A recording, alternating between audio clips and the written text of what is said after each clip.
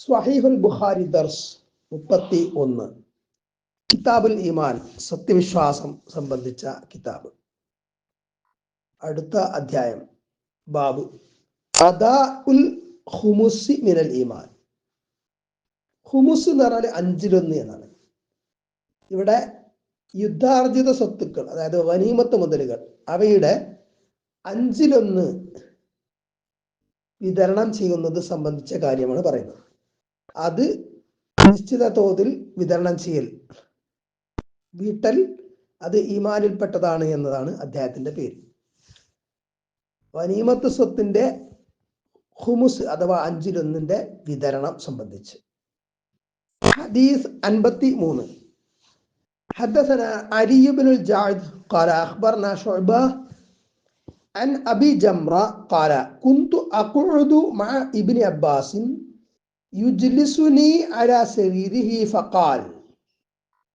Abu ജംറ എന്നവര് report ചെയ്യാണ്.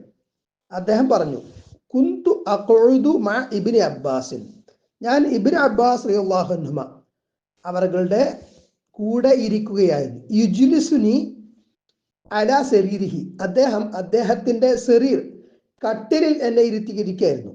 ഫഖാല, അപ്പോൾ ഇബ്നു അബ്ബാസ് റളിയല്ലാഹു അൻഹുമ പറഞ്ഞു, അഖിം ഇൻദി ഹത്താ അജ്അല ലക സഹമൻ മിൻ മാലി ഫഅഖംതു മഅഹു ഷഹ്റൈനി. അഖിം ഇൻദി, താങ്കൾ എൻ്റെ കൂടെ നിൽക്കണം. ഹത്താ അജ്അല ലക സഹമൻ മിൻ മാലി, എൻ്റെ സ്വത്തിൽ നിന്ന് ഞാൻ ഒരു ഓഹരി താങ്കൾക്കാക്കുന്നത് വരെ. പറഞ്ഞാൽ താങ്കൾ എൻ്റെ കൂടെ നിൽക്കണം, എന്നാൽ ഞാൻ താങ്കൾക്ക് എൻ്റെ സ്വത്തിന്റെ ഒരു ഓഹരി നൽകുകയും ചെയ്യാം. ഫഅഖംതു മഅഹു ഷഹ്റൈനി, അങ്ങനെ ഞാൻ അദ്ദേഹത്തിന്റെ കൂടെ 2 മാസം നിന്നു. ആരുടെ കൂടെ? ഇബ്നു അബ്ബാസ് റളിയല്ലാഹു അൻഹു അവരുടെ കൂടെ. ഇബ്നു അബ്ബാസ് റളിയല്ലാഹു അൻഹു അവരുടെ തർജുമാൻ, ട്രാൻസ്ലേറ്റർ പോസ്റ്റിൽ നിന്ന ആളായിരുന്നു അബൂ ജംറ എന്നവർ. അദ്ദേഹം ജസ്റ്റ് ഒരു പരിഭാഷകൻ മാത്രമായിരുന്നില്ല. ജനങ്ങൾക്ക് ഇബ്നു അബ്ബാസ് റളിയല്ലാഹു അൻഹു പറയുന്ന കാര്യങ്ങൾ വ്യക്തമായി മനസ്സിലാകാത്ത ആളുകൾക്ക് അത് വിശദീകരിച്ചു കൊടുക്കുന്ന ഒരു ജോലി കൂടി അദ്ദേഹം ചെയ്തിരുന്നു എന്നതാണ് ഇതിന്റെ ഷറഹിൽ നിന്ന് മനസ്സിലാകുന്നത്. അപ്പോൾ ഇങ്ങനെയുള്ള സേവനങ്ങൾക്ക് പ്രതിഫലം വാങ്ങാം എന്നതിന് ഈ ഹദീസ് തെളിവായിട്ട് ഉദ്ധരിക്കുന്നുണ്ട്. കാരണം ഇബ്നു അബ്ബാസ് റളിയല്ലാഹു അൻഹു പറയുന്നുണ്ടല്ലോ, എൻ്റെ സ്വത്തിന്റെ ഓഹരി താങ്കൾക്ക്, ഒരു ഓഹരി ഞാൻ താങ്കൾക്ക് നൽകാം. ഇപ്പൊ ഇതുമായി ബന്ധപ്പെട്ട് മറ്റ് ചർച്ചകളുണ്ട്. ദീനീ പഠനം, അധ്യാപനം നടത്തുന്നതിന് കൂലി വാങ്ങാമോ? ഖുർആൻ പഠിപ്പിക്കുന്നതിന് കൂലി വാങ്ങാമോ? ഖുർആൻ കൊണ്ട് ചികിത്സ, റുഖയ്യ നടത്തുന്നതിന് കൂലി വാങ്ങാമോ? അതേപോലെ ബാങ്ക് ഇഖാമത്ത്, ബാങ്ക് വിളിക്കുക, അതിന് കൂലി വാങ്ങാമോ? ഇതിനെക്കുറിച്ചൊക്കെ വ്യത്യസ്ത അഭിപ്രായങ്ങളൊക്കെ കാണാം. ഏതായാലും മറ്റ് വരുമാന മാർഗങ്ങൾ ഉള്ളവർ ഇത്തരം കാര്യങ്ങൾക്കൊന്നും പ്രതിഫലം വാങ്ങാതിരിക്കലായിരിക്കും നല്ലത്. റുഖയ്യക്ക് അമുസ്ലിങ്ങളിൽ നിന്ന് പോലും പ്രതിഫലം സ്വീകരിച്ചതായിട്ട് ഒരു സഹീഹ് ബുഖാരി ഒരു ഹദീസ് ഉണ്ടല്ലോ, ആ ഹദീസൊക്കെ ഇതിന്റെ വിശദീകരണത്തിൽ പറയുന്നുണ്ട്. അപ്പോൾ ഇത്തരം വിശദീകരണങ്ങളൊക്കെ വിശദമായിട്ട് മനസ്സിലാക്കേണ്ടവർ ഇതുമായി ബന്ധപ്പെട്ട് ഒരു 10 വീഡിയോകൾ ഇതിന്റെ കൂടെ ഷെയർ ചെയ്യുന്നുണ്ട്. അതേപോലെ വിശദമായിട്ടുള്ള ബ്ലോഗ് ഉണ്ട്, അതിന്റെ ലിങ്ക് ക്ലിക്ക് ചെയ്താൽ മതി. ഇതിന്റെ ഡിസ്ക്രിപ്ഷൻ കമന്റ് ബോക്സിൽ കാണാം. പിന്നീട് ഇബ്നു അബ്ബാസ് റളിയല്ലാഹു അൻഹുമ പറഞ്ഞു, ആരോട്? അബൂ ജംറയോട് പറഞ്ഞു, ഇന്ന വഫ്ദ അബ്ദുൽ ഖൈസി ലമ്മാ അതു അൻ-നബിയ സല്ലല്ലാഹു അലൈഹി വസല്ലം ഖാല. നിശ്ചയം അബ്ദുൽ ഖൈസ് ഗോത്രത്തിന്റെ പ്രതിനിധി സംഘം നബി സല്ലല്ലാഹു അലൈഹി വസല്ലമയുടെ അടുത്ത് വന്നപ്പോൾ നബി സല്ലല്ലാഹു അലൈഹി വസല്ലമ പറഞ്ഞു എന്ന്. ഇവിടെ അബ്ദുൽ ഖൈസ് എന്നത് റബീഅ ഗോത്രത്തിന്റെ ഒരു ഉപഗോത്രമാണ്. അതിന്റെ മറ്റൊരു ഉപഗോത്രത്തിൽപ്പെട്ട ആളാണ് അബൂ ജംറ എന്നിവര്. അങ്ങനെ അബ്ദുൽ ഖൈസിന്റെ പ്രതിനിധി സംഘം നബി സല്ലല്ലാഹു അലൈഹി വസല്ലമയുടെ അടുത്ത് വന്നപ്പോൾ നബി സല്ലല്ലാഹു അലൈഹി വസല്ലമ ചോദിച്ചു, അവർ ഇസ്ലാം സ്വീകരിച്ചിട്ടുണ്ടായിരുന്നു ആ ഗോത്രക്കാരൻ. മനിൽ ഖൗമു ഔ മനിൽ വഫ്ദു, ഏത് ഖൗമാണ് അല്ലെങ്കിൽ ഏത് പ്രതിനിധി സംഘമാണ് എന്ന് നബി ചോദിച്ചു. ഖാലു, അവർ പറഞ്ഞു, റബീഅത്തു, ഞങ്ങൾ റബീഅ ഗോത്രക്കാരാണ് എന്ന് പറഞ്ഞു. റബീഅ ഗോത്രത്തിൽപ്പെട്ടവരാണ് അബ്ദുൽ ഖൈസ് വിഭാഗം. ഖാല, അപ്പൊ നബി സല്ലല്ലാഹു അലൈഹി വസല്ലം പറഞ്ഞു മർഹബൻ ബിൽ ഖൗമി ഔ ബിൽ വഫദി ഗൈറ ഖസായ വലാ നദാമ. മർഹബ സ്വാഗതം, ബിൽ ഖൗമി ജനതക്ക്, ഔ ബിൽ വഫദി അല്ലെങ്കിൽ പ്രതിനിധി സംഘത്തിന്, ഇത് രണ്ടിലൊന്നാണ് നബി പറഞ്ഞത്. ഗൈറ ഖസായ നിന്ദിതരാകാതെ, വലാ നദാമ ദുഃഖിതരാവാതെ. അപ്പോൾ നിങ്ങൾ നിന്ദിതരാവുകയില്ല, നിങ്ങൾ ദുഃഖിക്കേണ്ടി വരികയില്ല, നിങ്ങൾക്ക് സ്വാഗതം എന്ന് നബി സല്ലല്ലാഹു അലൈഹി വസല്ലം ആ പ്രതിനിധി സംഘത്തെ സ്വാഗതം ചെയ്തു, വെൽക്കം ചെയ്തു. ഫഖാലു, അപ്പോൾ അവർ പറഞ്ഞു, ആ പ്രതിനിധി സംഘം പറഞ്ഞു, യാ റസൂൽ അല്ലാഹ്, അള്ളാഹുവിൻ്റെ റസൂലേ. ഇതിൽ നിന്ന് മനസ്സിലാക്കാം അവര് ഇസ്ലാം സ്വീകരിച്ചിട്ട് ശേഷമാണ് വന്നിട്ടുള്ളത് എന്ന്. ഇന്നാ ലാ നസ്തതിഉ അൻ നഅതീക ഇല്ലാ ഫി الشهر الحرام وبيننا وبينك هذا الحي من كفار مضر فمرنا بأمر فصل نخبر به من وراءنا وندخل به الجنة. ഇന്നാ നിശ്ചയം ഞങ്ങൾ, ലാ നസ്തതിഉ ഞങ്ങൾക്ക് കഴിയുകയില്ല, അൻ നഅതീക താങ്കളുടെ അടുത്ത് വരാൻ, ഇല്ലാ ഫി ഷഹ്റിൽ ഹറാമി ഷഹ്റുൽ ഹറാമിലല്ലാതെ, അതായത് യുദ്ധം നിഷിദ്ധമായ മാസങ്ങളിലല്ലാതെ ഞങ്ങൾക്ക് ഞങ്ങളുടെ നാട്ടിൽ നിന്ന് അങ്ങയുടെ അടുത്തേക്ക് വരാൻ നബിയെ സാധിക്കുകയില്ല. കാരണം എന്താ?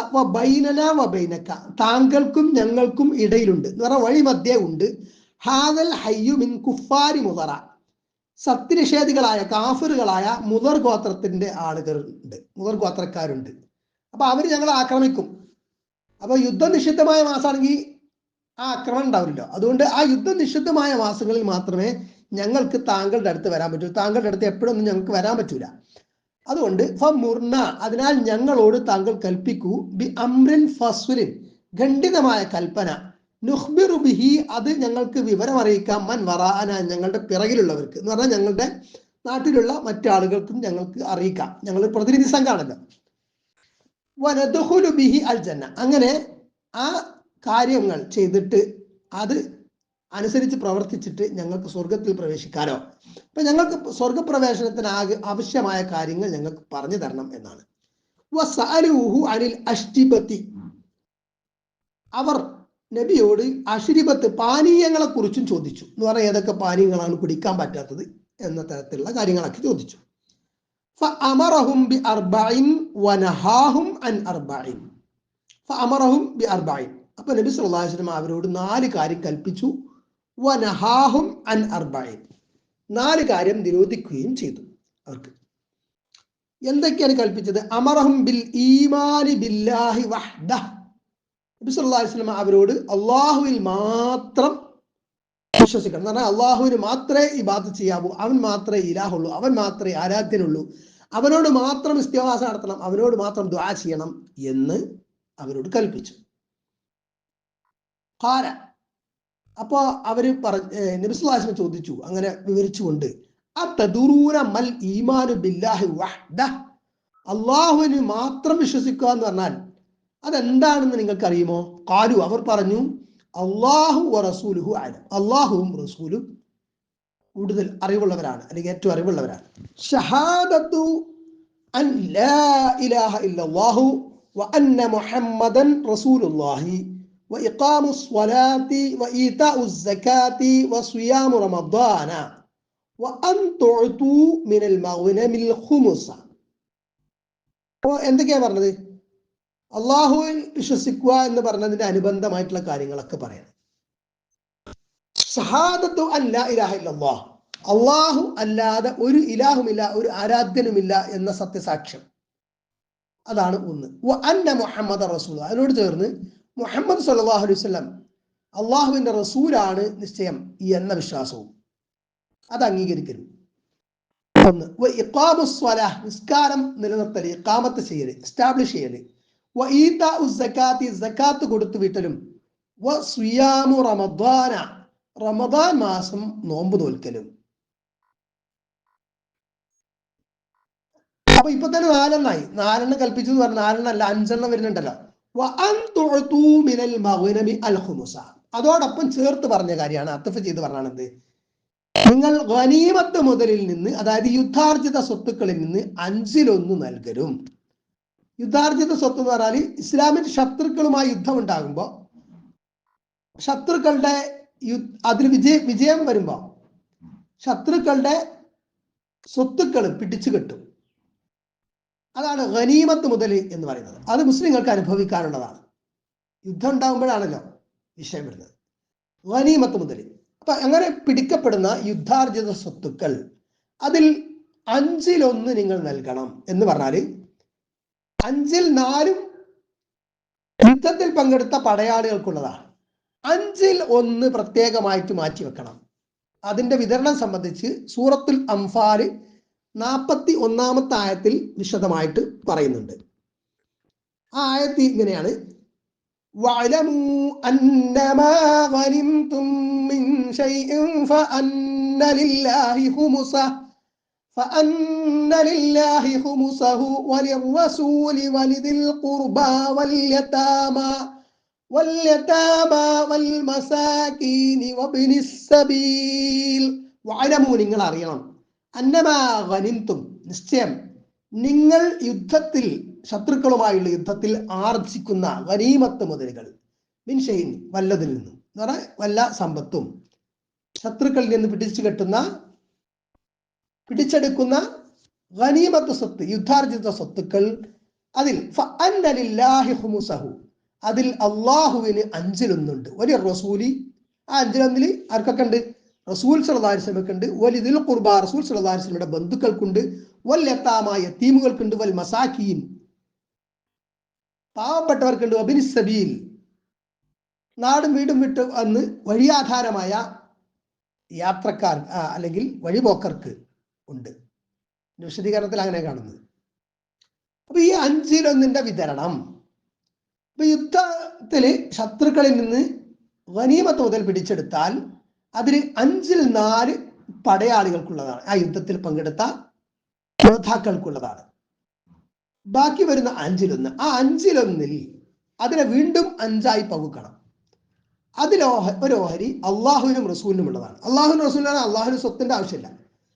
ഉദ്ദേശിക്കുന്നത് ഇസ്ലാമിന്റെ വളർച്ചയ്ക്ക് വേണ്ട പ്രവർത്തനങ്ങൾ, ശറഈയായിട്ടുള്ള ആവശ്യങ്ങൾക്കൊക്കെ വിനിയോഗിക്കാൻ വേണ്ടിയിട്ട് ഒരു ഫണ്ട്, അതാണ് ഉദ്ദേശിക്കുന്നത്. അതേപോലെ അള്ളാഹു റസൂൽ സല്ലല്ലാഹു അലൈഹി വസല്ലമയുടെ വ്യക്തിപരമായ ആവശ്യങ്ങൾക്കും അതിൽ നിന്ന് ഉപയോഗിക്കാം. റസൂൽ സല്ലല്ലാഹു അലൈഹി വസല്ലമയുടെ കുടുംബങ്ങൾക്കാണ് അടുത്തത്. റസൂൽ സല്ലല്ലാഹു അലൈഹി വസല്ലമയുടെ ഖറാബത്തിന് ഒരു വിഹിതം യതീമുകളുടെ സംരക്ഷണത്തിനാണ്. ഒരു വിഹിതം പാവപ്പെട്ടവരുടെ സമുദ്ധാരണത്തിനാണ്. ഒരു വിഹിതം ഇബ്നു സബീലിനാണ്. ഇബ്നു സബീൽ എന്ന് പറഞ്ഞാൽ സ്വദേശം വിട്ടുപോന്ന് വഴിയാധാരമായി കഴിയുന്ന ആളുകൾ, അങ്ങനെയുള്ളവർക്കൊക്കെയാണ്.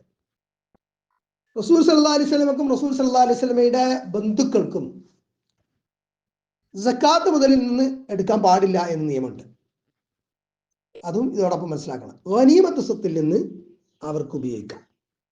ഇതാണ് ഈ 5/1. ഈ 5/1 പ്രത്യേകം മാറ്റിവെക്കണം എന്നതാണ് കൽപ്പന.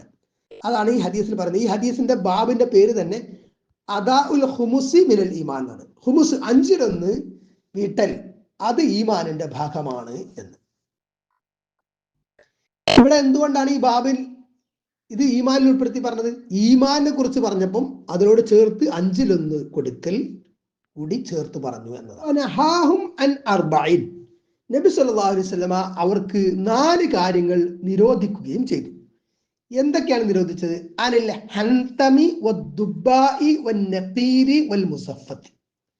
ഇത് 4 പാത്രങ്ങളാണ്. അതിന്റെ വസ്ഫൊക്കെ പറയുന്നുണ്ട്, വിശേഷണങ്ങളൊക്കെ വിശദീകരണത്തിൽ. അതൊക്കെ ആ ബ്ലോഗിൽ നോക്കിയാൽ കാണാം. ഇൻഷാ അല്ലാഹ് ഫത്ഹുൽ ബാരിയുടെ ലിങ്കിലുണ്ട്. എന്താവട്ടെ, ചുരുക്കത്തിൽ ഇത്ര മനസ്സിലാക്കാനുള്ളൂ. അത് ലഹരി വസ്തുക്കൾ ഉണ്ടാക്കാനും പാനം ചെയ്യാനൊക്കെ ഉപയോഗിച്ചിരുന്ന ലഹരി മദ്യമായിട്ട് ബന്ധപ്പെട്ട പാത്രങ്ങളായിരുന്നു. ഹന്തം, ദുബ്ബാ, നഖീർ, മുസഫത്ത്. ഇതും നബി നിരോധിച്ചു. ഈ 4 നബി നിരോധിച്ചു. അപ്പൊ എന്താണ്? റുബ്ബമ ഖാല അൽ മുഖയ്യർ, അതോ നബി മുഖയ്യർ എന്ന് പറഞ്ഞു. എന്നിട്ട് നബി സല്ലല്ലാഹു അലൈഹി വസല്ലം പറഞ്ഞു, ഇഹ്ഫളൂഹുന്ന, ഇക്കാര്യങ്ങൾ നിങ്ങൾ സൂക്ഷിക്കുക, പാലിക്കുക. വഅഖ്ബിറു ബിഹിന്ന മൻ വറാഅക്കും, നിങ്ങളുടെ പിറകിലുള്ളവരെ എന്ന് പറഞ്ഞ നാട്ടിലുള്ള ആൾക്കാരെ, ഇവിടെ വരാത്ത ആൾക്കാരെയും നിങ്ങൾ എന്ത് ചെയ്യുക? ഈ വിവരങ്ങൾ അറിയിക്കുക എന്ന്.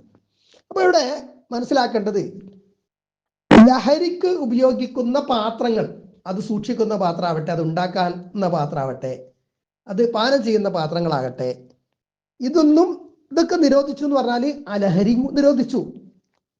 ആ പാത്രം പോലും വേണ്ടെന്ന്, ആ പാത്രം പോലും ഉപയോഗിക്കാൻ പാടില്ല എന്നതാണ്. അപ്പോ ചിലപ്പോ ചില മദ്യക്കുപ്പികളൊക്കെ കാണാം, നല്ല കട്ടിയുള്ള മദ്യക്കുപ്പികൾ ഉണ്ടാവും. അത് വെള്ളത്തിന് എന്ന് പറഞ്ഞിട്ട് നമ്മള് മദ്യം കുടിക്കുന്നില്ലല്ലോ എന്ന് പറഞ്ഞിട്ട് വെള്ളത്തിന് ഉപയോഗിക്കാൻ പറ്റില്ല. ചിലപ്പോൾ ഓഫീസുകളിലൊക്കെ അല്ലെങ്കിൽ വലിയ കെട്ടിടങ്ങളിൽ, വലിയ സമുച്ചയങ്ങളിലൊക്കെ ഇത്തരം കുപ്പികളൊക്കെ ഒഴിഞ്ഞു കിടക്കുന്നുണ്ടാവും. അത് നല്ലവണ്ണം കഴുകി വൃത്തിയാക്കിയിട്ട് ചൂടുവെള്ളമൊക്കെ നിൽക്കുമെന്ന് പറഞ്ഞിട്ട് അത് ചിലർ ഉപയോഗിക്കാറുണ്ട്. നമ്മൾ മദ്യം ഉപയോഗിക്കുന്നില്ലല്ലോ, നമ്മളാ പാത്രമല്ലേ ഉപയോഗിക്കുന്നുള്ളൂ എന്ന് ബോട്ടിൽ, അത് പാടില്ല എന്ന് ഇതിന്ന് മനസ്സിലാക്കാം. കാരണം അത് മദ്യം വിളമ്പിയ പാത്രമാണ്, അല്ലെങ്കിൽ മദ്യം ഒഴിച്ചു വെച്ചിരുന്ന പാത്രമാണ്, അത് നമുക്ക് ഉപയോഗിക്കാൻ പറ്റില്ല. മാത്രമല്ല ഇത് മോശ, മറ്റുള്ളവർക്ക് തെറ്റായ സന്ദേശം കൊടുക്കാനും സാധ്യതയുണ്ട്. അപ്പൊ അത്തരം പാത്രങ്ങൾ ഉപയോഗിക്കരുത്.